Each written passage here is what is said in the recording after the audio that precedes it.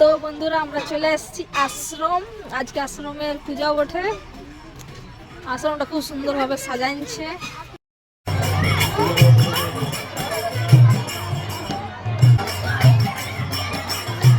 তো বন্ধুরা আশ্রমে অনেক বড় পূজা যজ্ঞ হচ্ছে। তো আমরা সবাই পরিবার চলে গেছি দেখছি দেখছি অনেক ভিড়। আর এখানে যজ্ঞ স্টার্ট হয়ে গেছে। আর এখানে হরে কৃষ্ণ কীর্তন হচ্ছে। আর আমরা সবাই এখানে এনজয় করছি পুরো প্রচণ্ড। দেখছি এখানে খাবার দাবারের রেডি হচ্ছে। তো আমরা ভাবছি এখানে একটু খাওয়া দাওয়া করে নিয়ে যাওয়া যাবে, কেন কি ভগবানের প্রসাদ কখনো ছাড়তে নেই। কেন কি এখানে শিবানন্দ ঠাকুর দেহ রেখেছে, তার জন্য এখানে প্রত্যেকবার 24-25 ডিসেম্বরে পূজা হয়।